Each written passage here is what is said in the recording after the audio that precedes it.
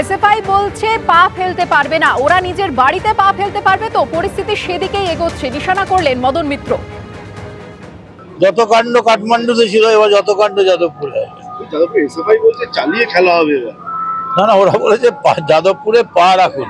আমি বললাম নিজের বাড়িতে আপনারা পা রাখতে পারবেন কিনা পাড়ায় খবর নিন। আমার মনে হচ্ছে পরিস্থিতি যেদিকে যাচ্ছে যে আপনারা নিজেরা, আসলে ওরা ভাবছেন যে মার্কস বোধহয় রাসবিহারীতে জন্মেছিলেন, লেনিন হাডুডু খেলতেন, মাও সেতুং পুকুর পাড়ে সাঁতার কাটতেন। না, এটা পশ্চিমবঙ্গ, কোনো লাভ নেই।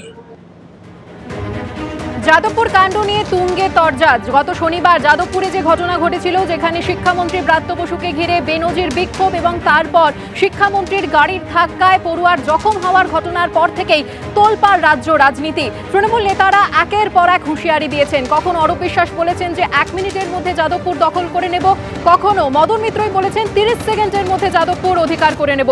আর এবার মদন মিত্র তিনি বললেন যে এসএফআই বলছে যাদবপুরে পা ফেলতে পারবে না, ওরা নিজের বাড়িতে পা ফেলতে পারবে তো।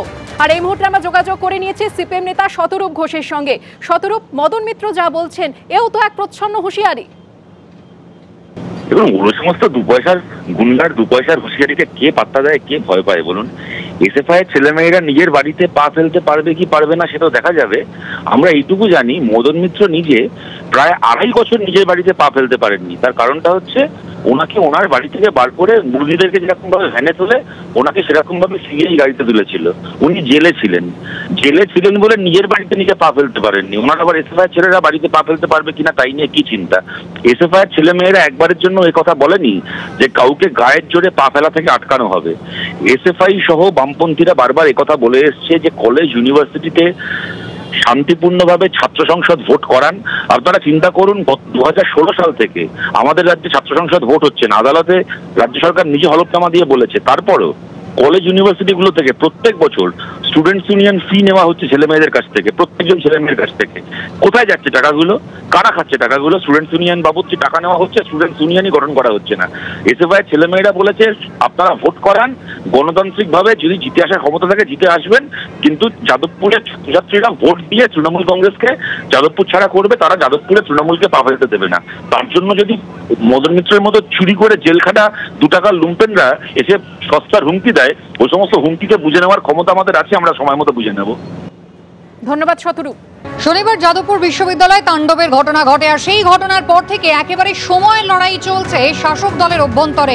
একেবারে শুরুতে অরূপ বিশ্বাস তিনি 1 মিনিটের মধ্যে যাদবপুর দখলের কথা বলেছিলেন। মদন মিত্র কামারহাটি তৃণমূল বিধায়ক 30 সেকেন্ডের কথা বলেছিলেন। আর এবার ব্যারাকপুরের তৃণমূল বিধায়ক রাজ চক্রবর্তী সরব হয়েছেন। তিনিও তৃণমূল কংগ্রেস চাইলেই উগ্র হতে পারে, 2 মিনিট সময় লাগবে, এমনটাই বলছেন রাজ চক্রবর্তী। যারা কর্মীরা আছে তারাও কিন্তু উগ্র হতে পারে, 2 মিনিট সময় লাগে, কিন্তু জানে যে আমাদের পার্টি সেটাকে সমর্থন করে না।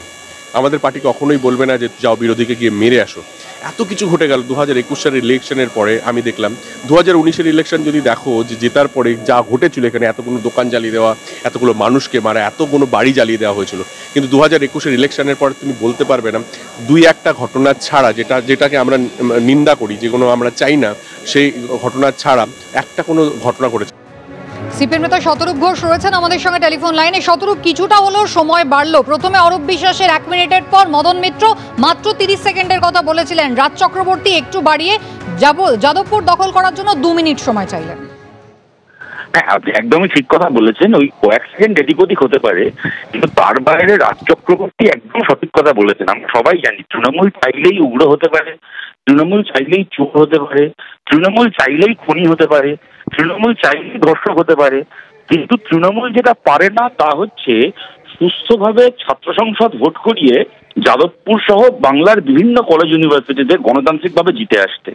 এদের কোনো নেতাকে, যেদিন এই ঘটনাটা ঘটেছে যাদবপুরে, তবে থেকে নিয়ে আজকে পর্যন্ত একটা নেতাকে একবারের জন্য মুখ ফসক বলতে শুনলেন যে আমরা চাইলে পশ্চিমবাংলায় সুস্থ ছাত্র নির্বাচন করে গণতান্ত্রিক উপায়ে লেখাপড়া যে ছেলেমেয়েরা করে তাদের কাছে তাদের মতামতে আমরা জিতে ছাত্র সংসদ গঠন করতে পারি। একটা লোক ভুল করেও এ কথা বলবে না।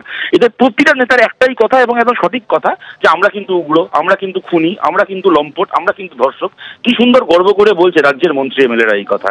সুতরাং আমাদের কিছু বলার অপেক্ষা রাখে না, ওদের মুখের কথাতেই ওদের চরিত্রে পরিষ্কার।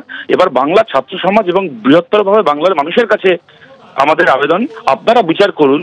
যারা প্রেস কনফারেন্স ডেকে নিজেদের বেহায়া হওয়ার বিজ্ঞাপন দিতে পারে, নিজেদের উগ্র হওয়ার খুনি হওয়ার বিজ্ঞাপন দিতে পারে, তাদেরকে আর কতদিন বরদাস্ত করা যায়। সদরূপ ধন্যবাদ কথা বলার জন্য।